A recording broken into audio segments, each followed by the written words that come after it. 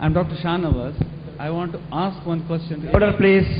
Hello. I want to ask one question with any of the Christian dignitaries sitting in the stage. The Christians believe in Trinity. That is, all three God in one, one in three. So according to your belief, that Christ was crucified. So, it was Christ died according to your belief. So, if the doctrine of Christianity is true, that is Trinity, why not all the three gods die? Then the universe would have been ceases to exist, but it didn't happen. So, don't you think the Islamic principle of the messengership is quite appropriate?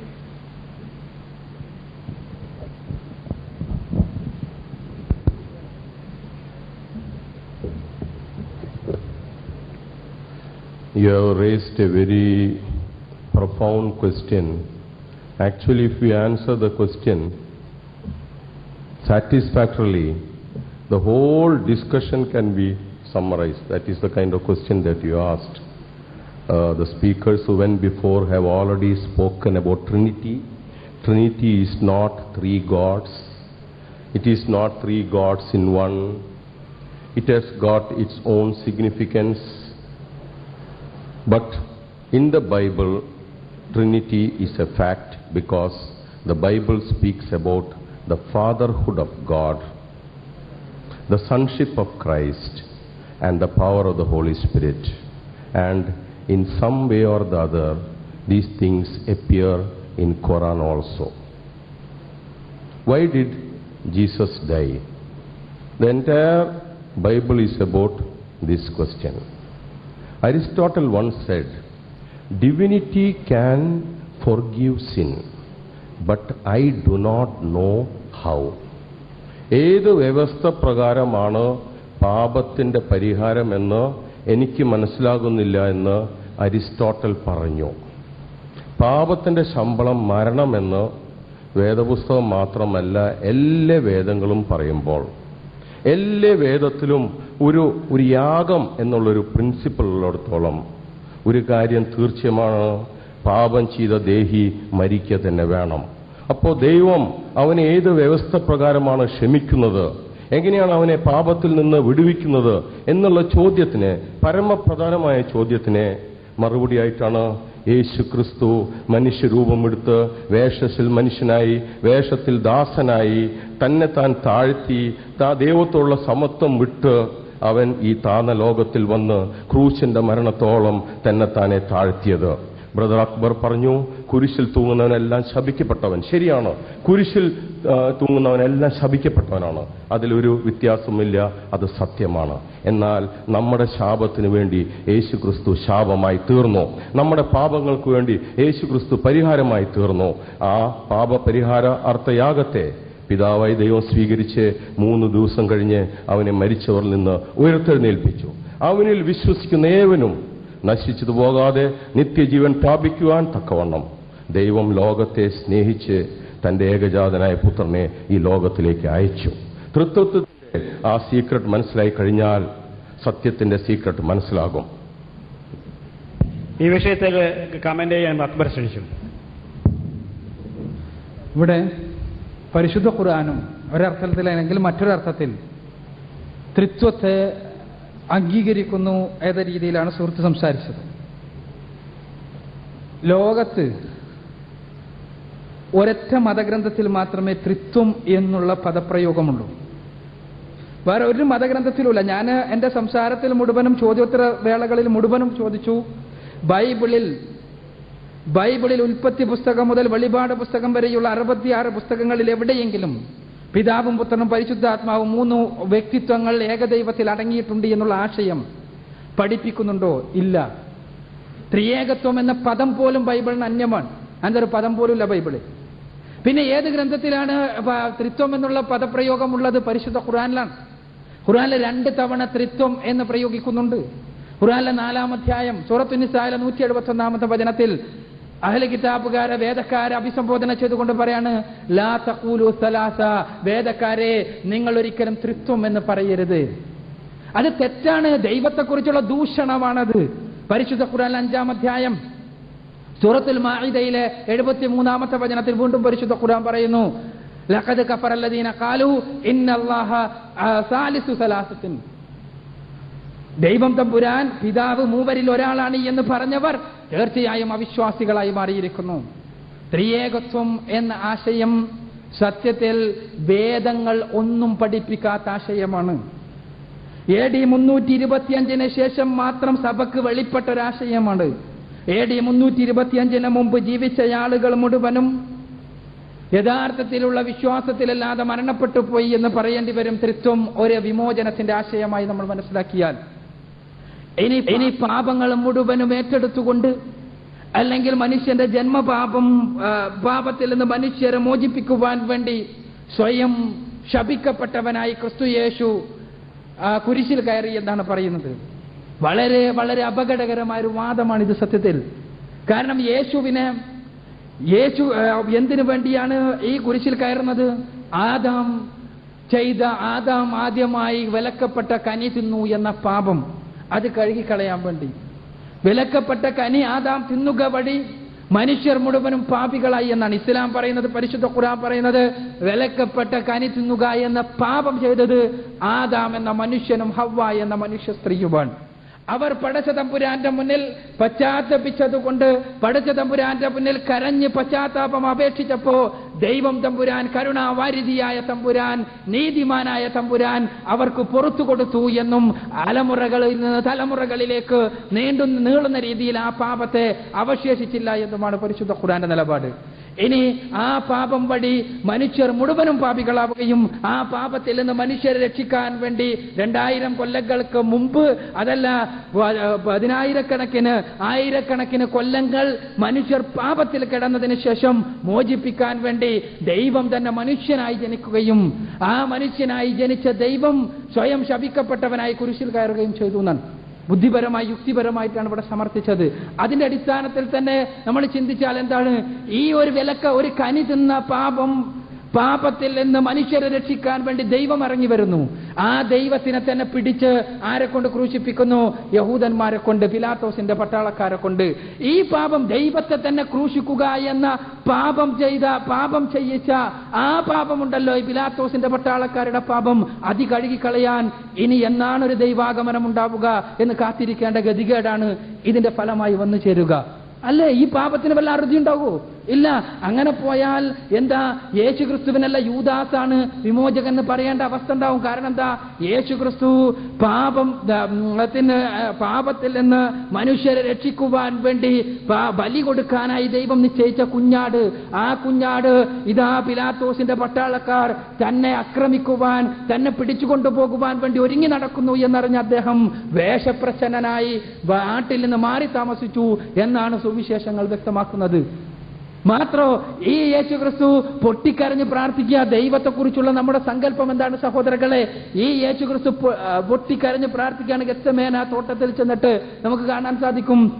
മത്തായിയുടെ സുവിശേഷം 26-ാം അധ്യായത്തിലെ 39-ാമത്തെ വചനത്തിൽ മുട്ടുകുത്തി, തല നിലത്തുകുത്തി, ഇസ്ലാമിക സാങ്കേതിക സംജ്ഞയിൽ പറഞ്ഞാൽ സുജൂദിൽ കിടന്നുകൊണ്ട് യേശു ക്രിസ്തു പ്രാർത്ഥിക്കുകയാണ്, പിതാവേ കഴിയുമെങ്കിൽ ഈ പാനപാത്രം എന്നിൽ നിന്ന് നീക്കിക്കളയണമേ, എങ്കിലും നിന്റെ ഇഷ്ടം എന്റെ ഇഷ്ടമല്ല, നിന്റെ ഇഷ്ടം നിറവേറട്ടെ എന്ന് യേശു ക്രിസ്തു പൊട്ടിക്കരഞ്ഞുകൊണ്ട് പ്രാർത്ഥിക്കുന്നു. യേശു തന്നെ നമുക്ക് പരിചയപ്പെടുത്തിയില്ലേ മത്തായിയുടെ സുവിശേഷത്തിലെ 6-ഉം 7-ഉം അധ്യായങ്ങളിലൂടെ ദൈവത്തെ പരിചയപ്പെടുത്തിയത് എങ്ങനെയാണ്? മുട്ടുവിൻ തുറക്കപ്പെടും, ചോദിക്കുവിൻ നിങ്ങൾക്ക് ലഭിക്കും. നിങ്ങളുടെ ആരെങ്കിലും പിതാവ് നിങ്ങളുടെ മക്കൾക്ക് അപ്പം ചോദിച്ചാൽ കല്ല് കൊടുക്കുമോ? മീൻ ചോദിച്ചാൽ അതിന് പകരം മറ്റേതെങ്കിലും മാരകമായ വസ്തുക്കൾ നൽകുമോ? ഇല്ലെങ്കിൽ സ്വർഗസ്ഥനായ പിതാവ് നിങ്ങൾക്ക് തീർച്ചയായും നിങ്ങൾ ചോദിക്കുന്നതിനേക്കാൾ എത്രയോ അധികം നൽകും. യേശു പഠിപ്പിക്കുകയാണ്. ദൈവത്തിന്റെ വിനീതനായ ദാസൻ യേശു ക്രിസ്തു പൊട്ടിക്കരഞ്ഞുകൊണ്ട് ദൈവത്തോട് പ്രാർത്ഥിക്കുന്നു. എത്രത്തോളം എന്നറിയാമോ? ബൈബിളിൽ ലൂക്കോസിന്റെ സുവിശേഷം 22-ാം അധ്യായത്തിലെ 42-ാമത്തെ വചനത്തിൽ പറയുന്നത്, യേശുവിന്റെ സങ്കടം കൊണ്ട്, പ്രയാസം കൊണ്ട്, വേദന കൊണ്ട് അദ്ദേഹത്തിന്റെ ശരീരത്തിൽ നിന്ന് പുറത്തു വരുന്ന വിയർപ്പ് തുള്ളികളിലൂടെ രക്തം പുറത്തു വന്നു എന്നാണ്. അത്രക്ക് സങ്കടത്തോടെ പൊട്ടിക്കരഞ്ഞുകൊണ്ട് ദൈവത്തോട് ഈ പാനപാത്രം എന്നിൽ നിന്ന് നീക്കിക്കളയണമേ എന്ന് പ്രാർത്ഥിക്കുന്ന ക്രിസ്തു യേശു ഇസ്ലാം പറയുന്നത് ഈ പ്രാർത്ഥന ദൈവം തമ്പുരാൻ ശ്രവിച്ചു. കരുണാവാരിധിയായ സ്നേഹനിധിയായ ന്യായാധിപനായ പടച്ച തമ്പുരാൻ ഈ പ്രാർത്ഥന ശ്രവിച്ചു. അവന്റെ പരിശുദ്ധദാസനെ ഈ കുരിശിന്റെ ക്രൂരമായ മരണത്തിൽ നിന്ന്, ശപിക്കപ്പെട്ട മരണത്തിൽ നിന്ന് ദൈവം തമ്പുരാൻ സംരക്ഷിച്ചു. അങ്ങനെ ദൈവം തമ്പുരാൻ മനുഷ്യരോടുള്ള വാഗ്ദാനം പൂർത്തീകരിച്ചു. ഇതാ നിങ്ങൾ മുട്ടിയാൽ ഞാൻ തുറന്നു തരാമെന്നുള്ള വാഗ്ദാനം. അപ്പോ ഇങ്ങനെ യേശുക്രിസ്തു ഇങ്ങനെ നല്ല രക്ഷപ്പെടാൻ നടക്കുക, യൂദാസ് ഒറ്റുകൊടുക്കാൻ നടക്കുക, പിലാത്തോസിന്റെ പടയാളികൾ യേശുവിനെ പിടിച്ചു കൊണ്ടുപോകുക. ഇതേ നേരത്തെ പറഞ്ഞ അതേ യുക്തി വെച്ചുകൊണ്ട് ചിന്തിച്ചാൽ സത്യത്തിൽ എവിടെയാണ് എത്തിച്ചേരുക? പിലാത്തോസും യൂദാസുമെല്ലാമാണ് വിമോചകർ എന്ന് പറയേണ്ട അവസ്ഥയിലേക്ക് പുരാതനമായ ഹെററ്റിക്കുകളെ, ചില പാഷണ്ഡന്മാരെയെങ്കിലും എത്തിച്ചത് ഈ വിശ്വാസമാണ് എന്നുള്ള വസ്തുത നമ്മൾ മനസ്സിലാക്കണം. പിന്നെ ഇവിടെ വേദഗ്രന്ഥത്തിന്റെ വിശ്വാസ്യതയെക്കുറിച്ച് പറഞ്ഞു. നിങ്ങൾക്കറിയാമോ, ഇവിടെ അപ്പോക്രിഫകളെ കുറിച്ച് പറഞ്ഞു. കത്തോലിക്കർ ഉപയോഗിക്കുന്ന 7 പുസ്തകങ്ങൾ പ്രൊട്ടസ്റ്റന്റുകാർ ഉപയോഗിക്കുന്നില്ല. പക്ഷേ നമ്മൾ മനസ്സിലാക്കേണ്ട ഒരു കാര്യമുണ്ട്. യേശുവിനെ കുറിച്ച് സുവിശേഷങ്ങൾ 4 സുവിശേഷങ്ങളാണ് നമ്മുടെ കൈകളിലുള്ളത്. 20ഓളം സുവിശേഷങ്ങൾ ഉണ്ടായിരുന്നു. AD 325 നടന്ന നിക്കിയ സുനഹദോസിന് മുമ്പ് ഉണ്ടായിരുന്ന 20ഓളം സുവിശേഷങ്ങളിൽ നിന്ന് ഈ 4 സുവിശേഷങ്ങളെ മാത്രം സ്വീകരിക്കുകയും ബാക്കി 16 സുവിശേഷങ്ങളെ അഗ്നിക്കിരയാക്കുകയും ചെയ്തത് എന്തിന്റെ അടിസ്ഥാനത്തിലായിരുന്നു? യേശുവിന്റെ കുരിശുമരണം എന്ന തത്വം അംഗീകരിക്കുന്നില്ല എന്നതിന്റെ അടിസ്ഥാനത്തിൽ. ആ കുരിശുമരണം എന്ന തത്വം അംഗീകരിക്കുന്ന സുവിശേഷങ്ങളെ മാത്രം സ്വീകരിച്ച് ബാക്കി സുവിശേഷങ്ങൾ നഷ്ടപ്പെട്ടു. അപ്പൊ ഇത് നഷ്ടപ്പെടുത്താൻ, ഇത് കളയാനുള്ള മാനദണ്ഡം എന്തായിരുന്നു എന്ന് ചോദിച്ചാൽ അതിന് മറുപടിയില്ല. അതേപോലെ തന്നെ ആ സുവിശേഷങ്ങളിൽ തന്നെ ഈ ഇങ്ങനെ നഷ്ടപ്പെടുത്തപ്പെട്ട സുവിശേഷങ്ങൾ പിൽക്കാലഘട്ടത്തിലും പല സഭകളും ഉപയോഗിച്ചിരുന്നു എന്നുള്ള വസ്തുത നമ്മൾക്ക് നിഷേധിക്കാൻ സാധ്യമല്ല. ഇവിടെ അതേപോലെ തന്നെ കോഡക്സ് സിനൈറ്റിക്കസിനെ പറ്റി പറഞ്ഞു. സിനായിൽ നിന്ന് ലഭിച്ച കോഡക്സുകളെ കുറിച്ച്. ആ കോഡക്സുകളിൽ എന്താണ് അവസ്ഥ എന്ന് നോക്കിയാൽ നമുക്ക് കാണാൻ സാധിക്കുക, പുതിയ നിയമത്തിന്റെ ഭാഗമായി കാണപ്പെടുന്ന ചില പുസ്തകങ്ങളോടൊപ്പം നമുക്ക് ലഭിക്കുന്നത് ഇങ്ങനെ ഒഴിവാക്കപ്പെട്ട ചില പുസ്തകങ്ങളാണ് എന്നുള്ള വസ്തുത. നാഗ് ഹമ്മാദി പോലെയുള്ള ചില പുസ്തകങ്ങൾ, ഒഴിവാക്കപ്പെട്ട പുസ്തകങ്ങൾ. ഇതിൽ നമ്മൾ മനസ്സിലാക്കുന്നത് ഈ കാലത്ത് 4-ാം നൂറ്റാണ്ടിലെ പുസ്തകങ്ങളാണ് ഏതാണ് സിനൈറ്റിക്കസ് കോഡക്സിനെ കുറിച്ച് പറയുന്നത്. 4-ാം നൂറ്റാണ്ടിൽ പോലും ഇങ്ങനെ നശിപ്പിക്കപ്പെട്ട, ഇന്ന് കാനോനികമായി അംഗീകരിക്കപ്പെടാത്ത, ഇന്നത്തെ ബൈബിളിൽ ഇല്ലാത്ത പല പുസ്തകങ്ങളും വിശുദ്ധങ്ങളായി അംഗീകരിക്കപ്പെട്ടിരുന്നു, പാരായണം ചെയ്യപ്പെട്ടിരുന്നു എന്നുള്ള വസ്തുത. അപ്പോൾ ഞാൻ സൂചിപ്പിക്കുന്നത് ചുരുക്കത്തിൽ ദൈവം തമ്പുരാൻ നമ്മളോട് സംസാരിക്കുകയാണ് പരിശുദ്ധ ഖുർആനിലൂടെ. ആ പരിശുദ്ധ ഖുർആനിലൂടെ യേശു എന്ന മനുഷ്യപുത്രൻ, എത്രത്തോളം നിങ്ങൾ ചിന്തിച്ചു നോക്കുക, യേശു കുരിശിൽ കിടന്നിട്ടില്ല എന്നാണ് മുസ്ലിങ്ങൾ ആത്മാർത്ഥമായി വിശ്വസിക്കുന്നത്. കാരണം എന്താണ്? മുസ്ലിങ്ങളുടെ പരിശുദ്ധ ഖുർആൻ അത് നിഷേധിക്കുന്നു. ഒന്നാമതായി. രണ്ടാമതായി, മുസ്ലിങ്ങളുടെ സങ്കല്പത്തിലുള്ള ക്രിസ്തു മത്തായിയുടെ സുവിശേഷത്തിലുള്ള കുരിശിൽ കിടക്കുന്ന ക്രിസ്തുവല്ല. കുരിശിൽ കിടന്നുകൊണ്ട് ക്രിസ്തു പറയുന്നത്, മത്തായിയുടെ സുവിശേഷത്തിൽ പറയുന്നത്, ഏലി ഏലി ലമ്മാ സബക്താനി, ദൈവമേ ദൈവമേ എന്നെ കൈവിട്ടതെന്താണ് എന്ന് പറയുന്ന കരയുന്ന ക്രിസ്തുവിനെയാണ്. ഒരിക്കലും വിശ്വാസത്തിന്റെ ധ്വജവാഹകനായ ക്രിസ്തു ഒരിക്കലും അങ്ങനെ പറയില്ല. ദൈവത്തെ നിഷേധിക്കുന്ന വചനമാണത്.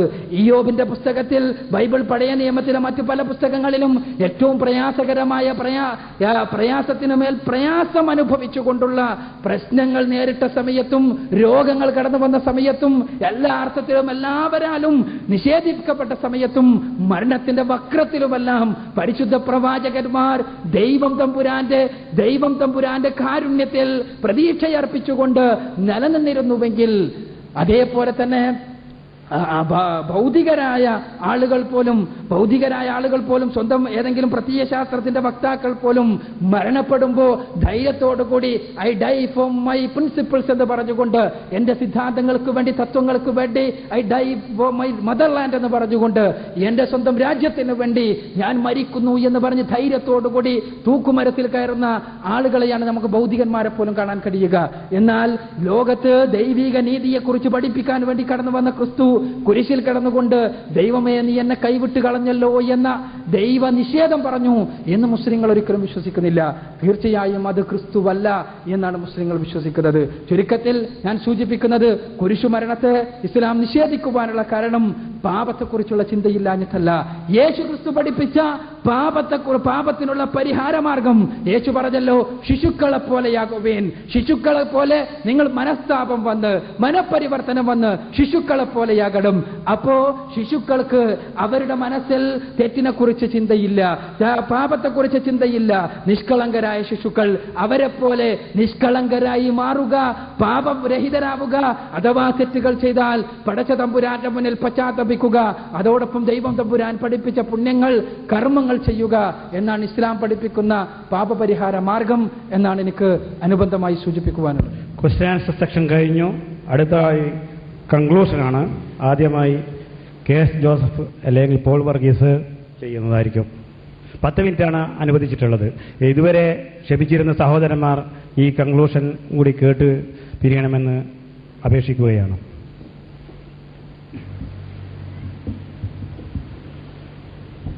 മതപണ്ഡിതന്മാർ, വേദപണ്ഡിതന്മാർ സംസാരിച്ചു കഴിഞ്ഞ് ഒരു സാധാരണ മനുഷ്യനായി എനിക്കാണ് കൺക്ലൂഡ് ചെയ്യുവാനുള്ള അവസരം ലഭിച്ചിട്ടുള്ളത്.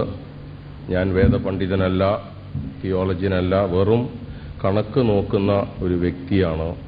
എന്നാൽ എനിക്ക് ഈ സായം സന്ധ്യയുടെ ഈ സംവാദം ഒന്ന് പിന്നിലേക്ക് തിരിഞ്ഞ് ഒന്ന് വിശകലനം ചെയ്യുമ്പോൾ പറയാനുള്ള 1-2 കാര്യങ്ങൾ മാത്രം നിങ്ങളുടെ മുമ്പിൽ വെച്ച് വിരമിക്കാനാണ് ഞാൻ ഉദ്ദേശിക്കുന്നത്.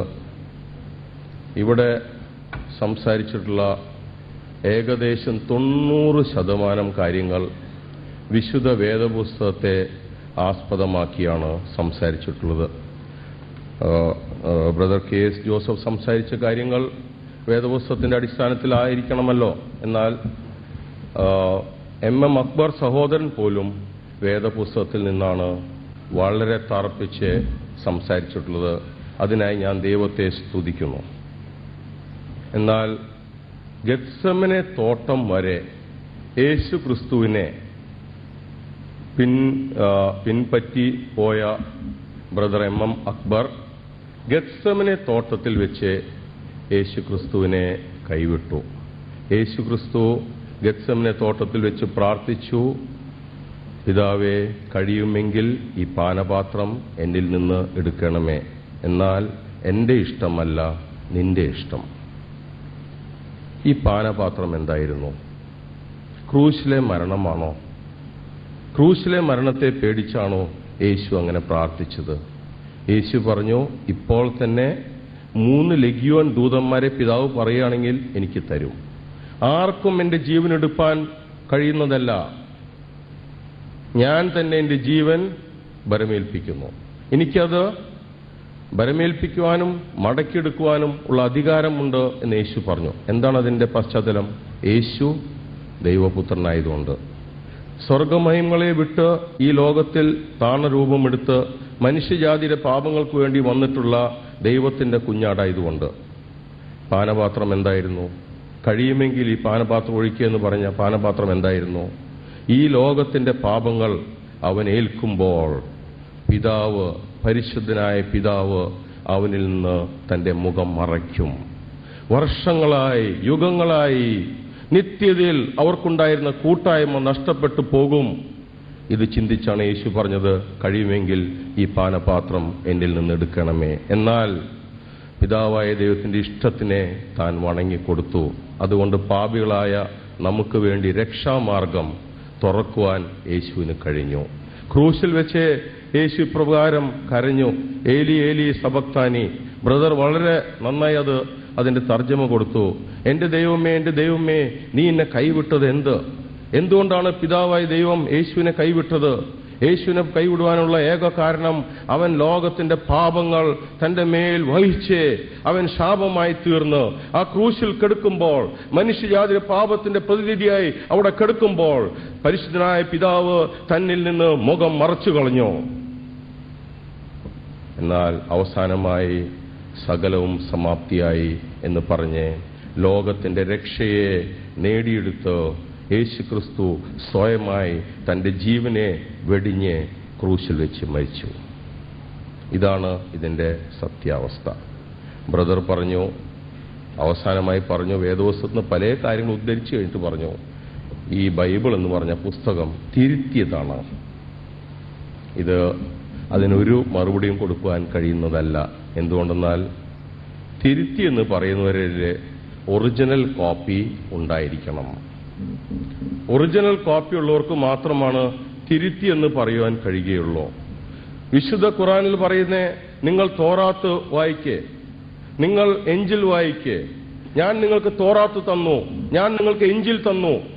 പുസ്തകത്തിന്റെ ആ മനുഷ്യരോട് നിങ്ങൾ ചോദിക്കുക, നിങ്ങൾക്ക് സംശയമുണ്ടെങ്കിൽ അവരോട് സംസാരിക്കേ, അവരോട് സംവാദിക്കുക എന്നെല്ലാം പറഞ്ഞത് ഈ തിരുത്തിയ തോറാത്തിനെ പറ്റിയാണോ? ഈ തിരുത്തിയ എഞ്ചിലിനെ പറ്റിയാണോ ഖുർആനിലെ മുഹമ്മദ് നബിക്ക് കിട്ടിയ വെളിപ്പാട്? തീർച്ചയായിട്ടുമല്ല. ഖുർആനിലെ തിരുത്തുന്ന കാര്യമൊന്നും വിശദീകരിച്ച് പറയുന്നില്ല. മറിച്ച് ഖുർആനിൽ പറഞ്ഞ അൽ ഹിജർ എന്ന് പറഞ്ഞ സൂറത്ത് 15-9 വാക്യത്തിലെ ഇപ്രകാരം പറയുന്നു. ഞാൻ ഇംഗ്ലീഷ് തർജ്ജമ വായിക്കാം. We have without doubt sent down this message and we'll assuredly guard it within brackets from corruption. ഞങ്ങൾ ഈ സന്ദേശം അയച്ചു, അത് രക്ഷിക്കാൻ അള്ളാഹുവിന് കഴിയും. അതിലെ ഭേദഗതി വരുത്താൻ അള്ളാഹു അനുവദിക്കുന്നതല്ല. മെസ്സേജ് എന്താണ്? തോറാത്തും എഞ്ചിലും ഖുറാനും. അതിന്റെ അടുത്ത വാക്യത്തിൽ പറയുന്നത്, we did send messengers before ദീ. എനിക്ക് മുമ്പായി ഞാൻ എന്റെ ദാസന്മാരെ അയച്ചു, എന്റെ പ്രവാചകന്മാരെ അയച്ചു. അവർ മുഖാന്തരം കൊടുത്തിട്ടുള്ള ആ പ്രവചനം കാത്തു സൂക്ഷിപ്പാൻ ഞാൻ ശക്തനാണ് എന്ന് ഖുറാനിൽ മുഹമ്മദ് നബിയോട് സംസാരിച്ച അള്ളാഹു പറയുകയാണ്. അതുകൊണ്ട് തിരുത്തലിന് ഒരു അവകാശവുമില്ല. പിന്നെ ട്രാൻസ്ലേഷൻസ് ഉണ്ട്. അതെന്താണ് കാണിക്കുന്നതെന്ന് വെച്ചാൽ, ഇന്ന് നമ്മൾ സംസാരിക്കുന്ന ഭാഷയിൽ മനുഷ്യർക്ക് മനസ്സിലാകുന്ന രീതിയിൽ കിങ് ജെയിംസ് ബൈബിൾ എഴുതിയത് 17-ാം നൂറ്റാണ്ടിൽ. അന്നത്തെ ഇംഗ്ലീഷ് അല്ല ഇന്ന് നാം മനസ്സിലാക്കുന്നേ. അതുകൊണ്ട് മോഡേൺ ഇംഗ്ലീഷിലെ ചില തർജ്ജമകളുണ്ട്. പിന്നെ ചില കാര്യങ്ങൾ ബ്രാക്കറ്റ്സിലാണെന്ന് പറഞ്ഞു. ഞാൻ ഖുറാൻ വായിക്കാൻ തുടങ്ങിയിട്ട് ഒരു ആഴ്ചയായിട്ടുള്ളൂ. എന്നാൽ ഖുറാൻ വായിക്കുമ്പോൾ പല കാര്യങ്ങളും ബ്രാക്കറ്റിലുണ്ട്. എന്താണ് ഈ ബ്രാക്കറ്റിൽ ഉണ്ടാവാനുള്ള ആവശ്യം എന്ന് പറഞ്ഞാൽ, ഈ അറബി ഭാഷയ്ക്ക് പറഞ്ഞ് മനസ്സിലാക്കാൻ ഇംഗ്ലീഷ് ഭാഷ പോരായതുകൊണ്ട് അതിലില്ലാത്ത പദങ്ങൾ ബ്രാക്കറ്റിലിട്ട് അതിന് മീനിങ് മനസ്സിലാക്കുകയാണ് ഈ ബ്രാക്കറ്റിന്റെ ഉദ്ദേശം. ദൈവം തന്റെ വചനത്തെ കാത്തു സൂക്ഷിക്കും. അത് തിരുത്തുവാൻ അവൻ അനുവദിക്കുകയില്ല. നാം മാത്രമല്ല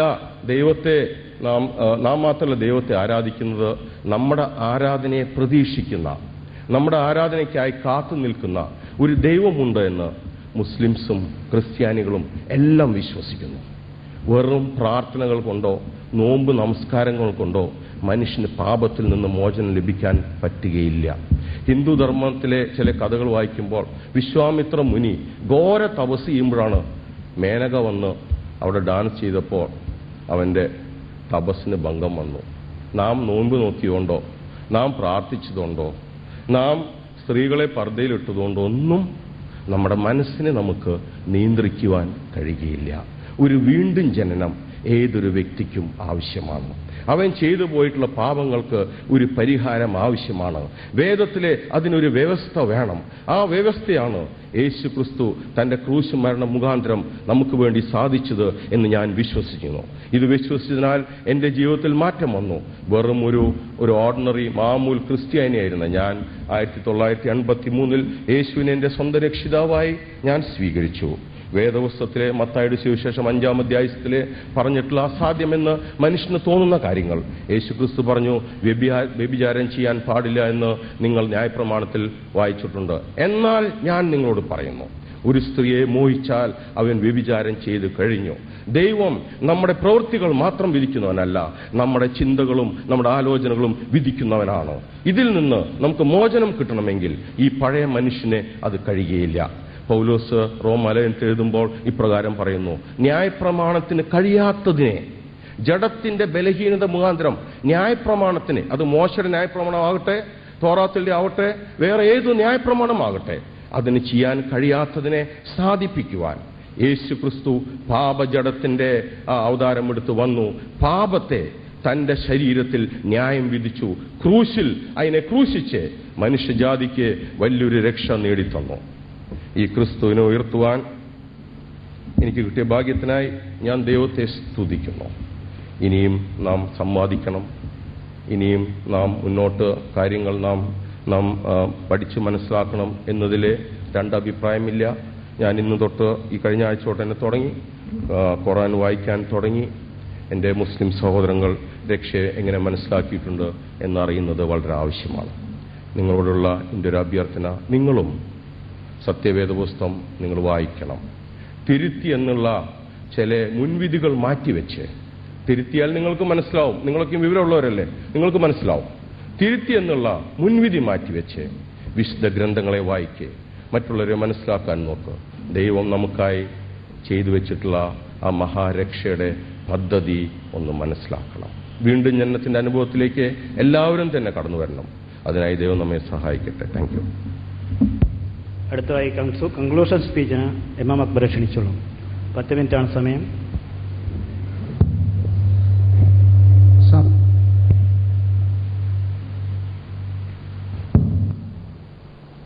ഇവിടെ ഒരു സംവാദം അവസാനിക്കുകയാണ്. ഇവിടെ കഴിഞ്ഞ മണിക്കൂറുകളായി നമ്മൾ ചർച്ച ചെയ്തുകൊണ്ടിരിക്കുന്ന വിഷയം യേശുക്രിസ്തുവിൻ്റെ അടിസ്ഥാനത്തിൽ, യേശുവിൻ്റെ പ്രബോധനങ്ങളുടെ അടിസ്ഥാനത്തിൽ ഉള്ള രക്ഷയുടെ മാർഗമായിരുന്നു. യേശുവിൻ്റെ പ്രബോധനങ്ങളുടെ അടിസ്ഥാനത്തിൽ എന്ന് ഞാൻ സൂചിപ്പിക്കാൻ കാരണം, ഞാൻ എൻ്റെ സംസാരത്തിൻ്റെ തുടക്കത്തിൽ തന്നെ പറഞ്ഞതുപോലെ ഇരു കൂട്ടരും പൊതുവായി അംഗീകരിക്കുന്ന ഒരു വ്യക്തി എന്നുള്ള നിലക്ക് യേശുവിൻ്റെ പ്രബോധനം പ്രസക്തമാണ്. യേശു എന്ത് പഠിപ്പിച്ചു എന്ന് പരിശോധിക്കേണ്ടത് അനിവാര്യമാണ്. അതുകൊണ്ടാണ് അങ്ങനെ സൂചിപ്പിച്ചത്. യഥാർത്ഥത്തിൽ ദൈവം തമ്പുരാൻ മനുഷ്യരെ സെലക്ഷനുള്ള, തെരഞ്ഞെടുപ്പിനുള്ള കഴിവോടുകൂടിയാണ് സൃഷ്ടിച്ചിട്ടുള്ളത്. നന്മ സ്വീകരിക്കുവാനും തിന്മ സ്വീകരിക്കുവാനും മനുഷ്യന് സാധിക്കും. എന്താണ് ധർമ്മമെന്നോ എന്താണ് അധർമ്മമെന്നോ കൃത്യമായി വ്യവച്ഛേദിച്ച് മനസ്സിലാക്കാൻ വ്യക്തമായ മാപിനികളൊന്നും മനുഷ്യന് പടച്ച തമ്പുരാൻ ആ ജന്മനാ നൽകിയിട്ടില്ല. അതുകൊണ്ട് തന്നെ ധർമ്മം എന്താണ് അധർമ്മം എന്താണ് എന്ന്, സത്യം എന്താണ് അസത്യം എന്താണ് എന്ന് പഠിപ്പിക്കാൻ വേണ്ടി ലോകത്തിന്റെ വ്യത്യസ്തങ്ങളായ ഭാഗങ്ങളിലേക്ക് ദൈവം തമ്പുരാൻ പ്രവാചകന്മാരെ പറഞ്ഞയച്ചു. ആ പ്രവാചകന്മാർ മുഴുവനും പഠിപ്പിച്ച അടിസ്ഥാന തത്വം ദൈവം തമ്പുരാനെ, സൃഷ്ടാവായ പടച്ച തമ്പുരാനെ മാത്രം ആരാധിക്കുക എന്നും അവന്റെ വിധിവിലക്കുകൾ അനുസരിച്ചുകൊണ്ട് മനുഷ്യർ ജീവിക്കുക എന്നുമുള്ള തത്വമായിരുന്നു. ഈ തത്വത്തിൽ നിന്ന് ആളുകൾ വ്യതിചലിച്ചു. ഈ തത്വത്തിൽ നിന്ന് വ്യതിചലിക്കുവാൻ കാരണം സ്വാർത്ഥമായ താല്പര്യങ്ങളായിരുന്നു. അങ്ങനെ സ്വാർത്ഥമായ താല്പര്യങ്ങളുടെ അടിസ്ഥാനത്തിൽ ഈ തത്വത്തിൽ നിന്ന് വ്യതിചലിച്ചപ്പോൾ അവർക്ക് അവതരിപ്പിച്ചിരുന്ന, ഈ തത്വങ്ങളുടെ അടിസ്ഥാനത്തിൽ അവതരിപ്പിച്ചിരുന്ന വേദഗ്രന്ഥങ്ങളെ സ്വന്തം താല്പര്യപ്രകാരം മാറ്റിയെടുക്കുവാൻ പുരോഹിതന്മാർ സന്നദ്ധരായി. പരിശുദ്ധ ഖുർആൻ അതിശക്തമായി വിമർശിക്കുന്ന പുരോഹിതന്മാരുടെ പ്രവർത്തനമാണിത്. ഞാൻ എന്റെ സംസാരത്തിൽ സൂചിപ്പിച്ചതുപോലെ പരിശുദ്ധ ഖുർആനിലെ 2-ാം അധ്യായം സൂറത്തുൽ ബഖറയിൽ 79-ാമത്തെ വചനത്തിൽ വളരെ വ്യക്തമായി തന്നെ ഈ പ്രവർത്തനം നടത്തിയ ആളുകളെ മുഴുവനും ശപിക്കുകയാണ്. ഫവൈലുൽ ലദീന യക്തുബൂനൽ കിതാബ ബിഐദിഹിം ثم يقولون هذا من عند الله ليشتروا به ثمنا قليلا فويل لهم مما كتبت ايديهم فويل لهم مما يكسبون എന്നാണ് പരിശുദ്ധ ഖുർആൻ പറയുന്നത്.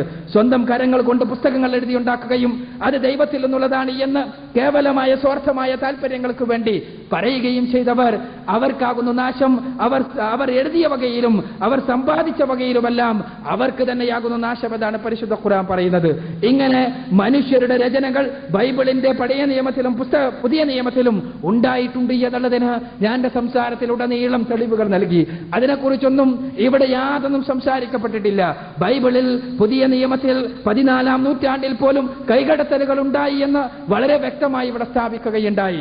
എന്നിട്ടും യാതൊന്നും ഉണ്ടായിട്ടില്ല, കേവലം ബ്രാക്കറ്റിന്റെ പ്രശ്നമാണ് എന്ന് പറയുകയാണ് സഹോദരന്മാർ ചെയ്യുന്നത്.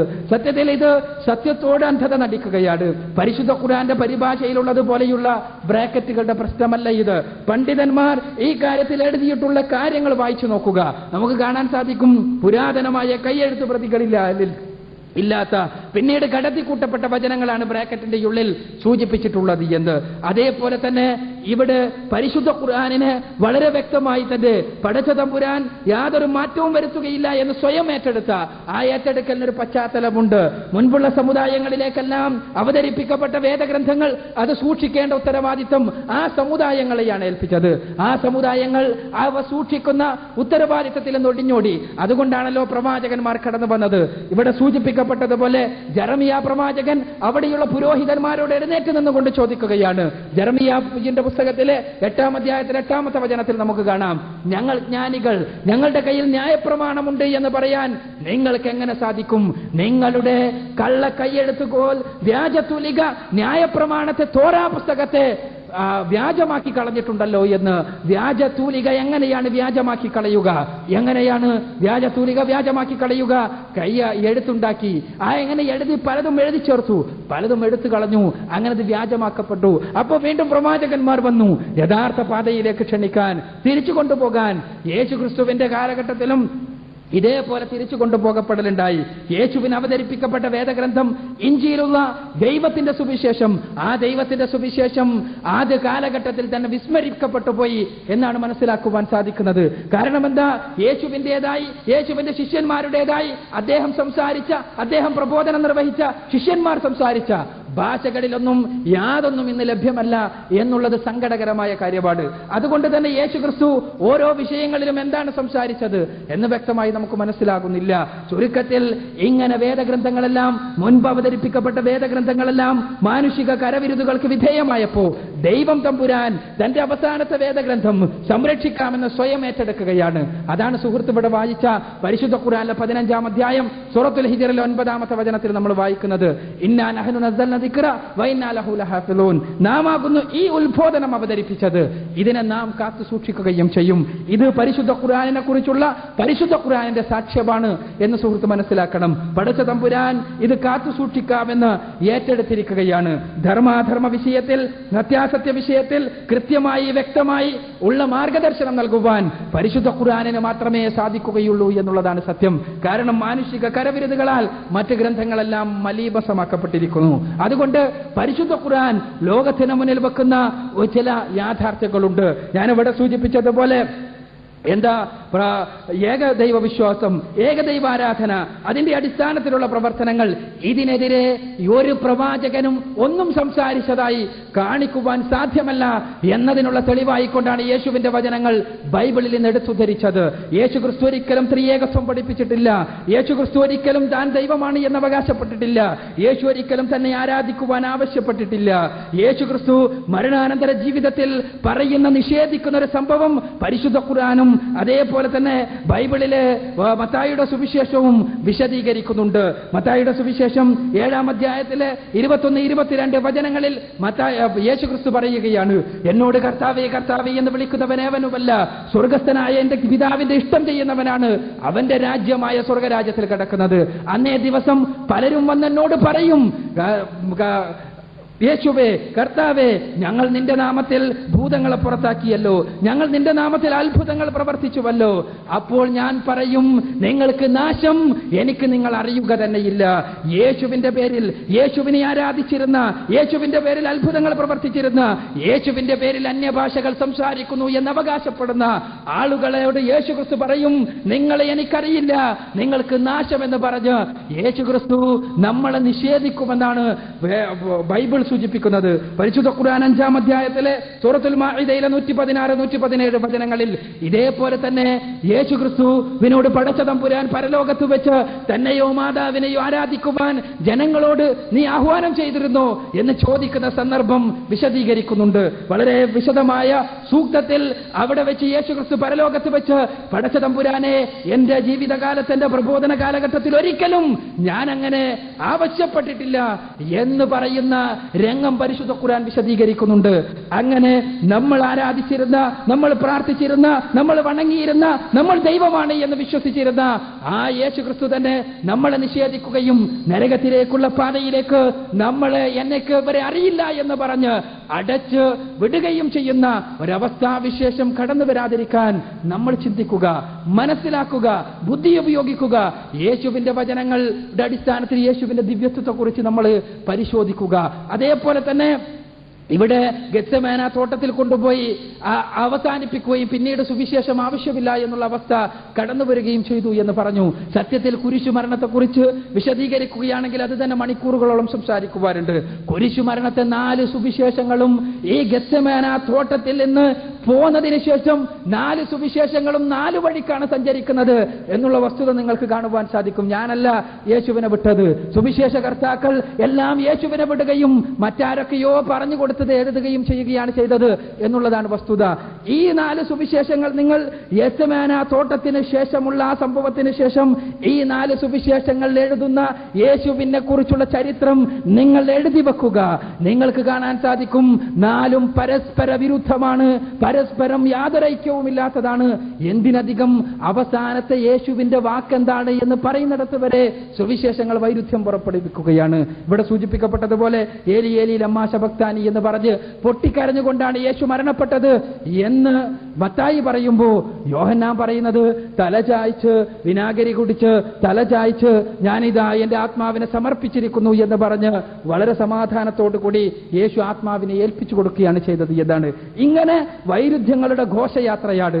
അപ്പോ ശരിക്ക് വിട്ടത് പിന്നെ യേശുവിനെ വിട്ടുകളയുകയും പിന്നീട് യേശുവിനെ കുറിച്ചുള്ള അറിവ് ആരൊക്കെയോ പറഞ്ഞതിൽ നിന്ന് രേഖപ്പെടുത്തുകയും ചെയ്യുന്ന ഏർപ്പാടാണ് സുവിശേഷകർത്താക്കൾ ചെയ്തിട്ടുള്ളത്. അവിടെയാണ് ദൈവം തമ്പുരാൻ ഇവിടെ സംശയത്തിൽ ഏർപ്പെട്ടിരുന്ന ജനങ്ങൾക്ക്, ഞാൻ ഇവിടെ പറഞ്ഞല്ലോ, അന്ന് തന്നെ എഴുതപ്പെട്ട പല പൗരാണിക ഗ്രന്ഥങ്ങളും, ഉദാഹരണത്തിന് ബർണബാസിന്റെ സുവിശേഷം പറയുന്നത് യേശു ക്രിസ്തു അല്ല ക്രൂശിക്കപ്പെട്ടത്, മറിച്ച് യൂദാസാണ് ക്രൂശിക്കപ്പെട്ടത് എന്നാണ്. അതേപോലെ തന്നെ യൂദാസിന്റെ ഒരു കത്ത് അടുത്ത കാലഘട്ടത്തിൽ കണ്ടുകിട്ടിയിട്ടുണ്ട്. ആ കത്തിൽ പറയുന്നത് ജെയിംസ് ആണ് ക്രൂശിക്കപ്പെട്ടത് എന്നാണ്. ഇങ്ങനെ പരസ്പര വിരുദ്ധമായ, പരസ്പരം യാതൊരു ബന്ധവുമില്ലാത്ത, പരസ്പരം അഭിപ്രായ വ്യത്യാസത്തിലുണ്ടായിരുന്ന ആളുകളുടെ നടുവിലേക്ക് പരിശുദ്ധ ഖുർആൻ ദൈവം തമ്പുരാൻ തന്നെ ഇടപെട്ടുകൊണ്ട് പറയുകയാണ്, ഇല്ല, യേശുവിനെ ക്രൂശിച്ചിട്ടില്ല, യേശുവിനെ കൊലപ്പെടുത്തിയിട്ടില്ല എന്ന്. അപ്പോൾ ഞാൻ സൂചിപ്പിക്കുന്നത് ഈ അടിസ്ഥാനത്തിൽ നമ്മൾ കാര്യങ്ങൾ മനസ്സിലാക്കുക. പരിശുദ്ധ ഖുർആൻ നമുക്ക് മുന്നിൽ വേദഗ്രന്ഥമായി നിലകൊള്ളുന്നുണ്ട്. പരിശുദ്ധ പ്രവാചകൻ നമുക്ക് മുന്നിൽ പൂർണ്ണനായ മനുഷ്യനായി മാതൃകായോഗ്യനായി, ലോകത്തുള്ള മനുഷ്യർക്ക് മുഴുവനും മാതൃകായോഗ്യനായി എന്ത് നന്മ എന്ത് തിന്മ എന്ന് വ്യവച്ഛേദിച്ച് പഠിപ്പിച്ചു കൊടുക്കുവാനുള്ള കൃത്യമായ മാനദണ്ഡമായി നിലകൊള്ളുന്നുണ്ട്. മനുഷ്യർക്ക് മാർഗദർശനമാണ് ആവശ്യം, സ്വർഗത്തിലെത്തിച്ചേരുകയാണ് ആത്യന്തികമായ ആവശ്യം. അതിന് യേശുക്രിസ്തു പഠിപ്പിച്ചത് കർത്താവിന്റെ ഇഷ്ടം ചെയ്യണമെന്നാണ്. ആ ഇഷ്ടം രേഖപ്പെടുത്തപ്പെട്ട മറ്റ് ഗ്രന്ഥങ്ങളൊന്നും നമുക്ക് ലഭിക്കുന്നില്ല. പൂർണ്ണമായി ദൈവം തമ്പുരാന്റേതാണ് എന്നുറപ്പുള്ള വേദഗ്രന്ഥമായി നമ്മുടെ മുന്നിൽ പ്രത്യക്ഷപ്പെടുന്നത് പരിശുദ്ധ ഖുർആനാണ്. ദൈവം നമ്മളോട് സംസാരിക്കുകയാണ് പരിശുദ്ധ ഖുർആനിലൂടെ. ആ പരിശുദ്ധ ഖുർആനിന്റെ പ്രായോഗിക ജീവിത മാതൃകയാണ് റസൂലുള്ളാഹി സ്വല്ലല്ലാഹു അലൈഹി വസല്ലമയുടെ ജീവിത മാതൃക. അത് രണ്ടുമാണ് മനുഷ്യരുടെ മോക്ഷത്തിന്റെ മാർഗം. നിങ്ങൾ പഠിക്കുക, മനസ്സിലാക്കുക, ഈ മാർഗത്തെ വിമർശനാത്മകമായി വിലയിരുത്തുക. നിങ്ങൾക്ക് പരിശുദ്ധ ഖുർആനിന്റെ നിങ്ങളുടെ ഭാഷകളിലുള്ള പരിഭാഷകൾ ലഭ്യമാണ്. ഖുർആനിന്റെ ആസ്വാദനത്തിന് പരിഭാഷകൾ പോരെങ്കിലും നിങ്ങൾക്ക് ഖുർആന്റെ ആശയം മനസ്സിലാക്കുവാൻ പരിഭാഷകൾ ഉപകരിക്കും. നിങ്ങൾ പഠിക്കുക, മനസ്സിലാക്കുക എന്ന് അഭ്യർത്ഥിച്ചുകൊണ്ട് ഇതേപോലെയുള്ള ബുദ്ധിപരമായ സംവാദങ്ങൾ ഇനിയും ഉണ്ടാകട്ടെ. നാളെ പടച്ചതമ്പുരാന്റെ കോടതിയിൽ, നാളെ മരണാനന്തര ജീവിതത്തിൽ സ്വർഗപ്രവേശത്തിന് മനുഷ്യരെ മുഴുവനും അർഹരാക്കുവാൻ, നരകത്തിൽ നിന്ന് മനുഷ്യരെ മുഴുവനും രക്ഷപ്പെടുത്തുവാൻ ആവശ്യമായ പ്രബോധനങ്ങളുമായി, ആവശ്യമായ ആശയങ്ങൾ ലോകത്തിന് മുന്നിൽ സമർപ്പിക്കുന്നതിന് വേണ്ടി ഇത്തരം സംവാദങ്ങൾ നടക്കട്ടെ. നമ്മൾ ചിന്തിക്കുക, മനസ്സിലാക്കുക, വിലയിരുത്തുക, ബുദ്ധിയുമായി സംവദിക്കുക, കാര്യങ്ങൾ തുറന്നു പഠിക്കുക. അങ്ങനെ നമുക്ക് സത്യമെന്ന് പൂർണ്ണ ബോധ്യപ്പെട്ട കാര്യങ്ങൾ സ്വീകരിക്കുവാൻ വൈമനസ്സം കാണിക്കാതിരിക്കുക എന്ന് മാത്രം അഭ്യർത്ഥിച്ചുകൊണ്ട് ഇങ്ങനെ ഈ പ്രോഗ്രാം സംഘടിപ്പിച്ച, അതിന് അവസരങ്ങൾ നൽകിയ, നിങ്ങളുമായി ഈ കാര്യങ്ങൾ പങ്കുവെക്കുവാൻ അവസരങ്ങൾ നൽകിയ ഇവിടെയുള്ള സഹോദരന്മാർക്ക്, സുഹൃത്തുക്കൾക്ക് വ്യക്തിപരമായി നന്ദി അറിയിച്ചുകൊണ്ട് ഞാൻ എൻ്റെ വാക്കുകൾ ഉപസംഹരിക്കുന്നു. വാഖിറു ദഅ്വാനാ അൽഹംദുലില്ലാഹി റബ്ബിൽ ആലമീൻ. അസ്സലാമു അലൈക്കും. ഇസ്ലാമിക പ്രബോധനം ഓരോ മുസ്ലിമിന്റെയും ബാധ്യതയാണ്. ഈ ബാധ്യത നിർവഹിക്കുന്നതിനു വേണ്ടിയുള്ള ഒരു കൂട്ടായ്മയാണ് നിച്ചോ ട്രൂത്ത്.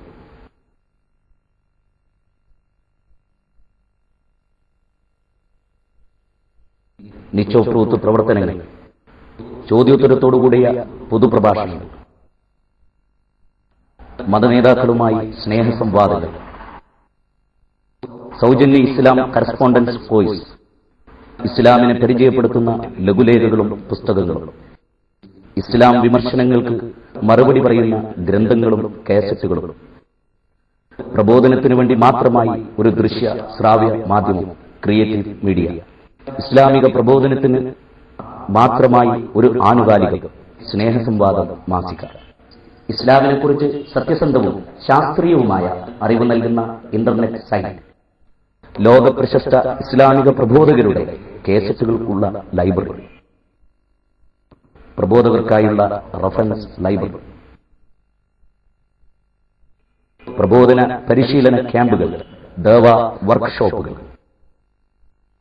ഖുർആൻ പരിഭാഷാ വിതരണം, ഗ്രാമാന്തരങ്ങളിൽ ഇസ്ലാമിന്റെ സന്ദേശമെത്തിക്കാൻ മൊബൈൽ ദഅവ യൂണിറ്റ്, നേരിട്ട് ഇസ്ലാമിനെ മനസ്സിലാക്കാൻ നിച്ച് ഓഫ് ട്രൂത്ത് സെന്ററുകൾ. നാഥ, സത്യമത സന്ദേശ പ്രചരണത്തിനു വേണ്ടിയുള്ള വിനീതമായൊരു സംരംഭമാണിത്. നീ ഏൽപ്പിച്ച ഉത്തരവാദിത്വത്തിന്റെ നിർവഹണത്തിനു വേണ്ടിയുള്ള എളിയ ശ്രമം ഇതൊരു പ്രതിഫലാർഹമായ പ്രവർത്തനമായി സ്വീകരിക്കണമെന്ന്. ആമീൻ.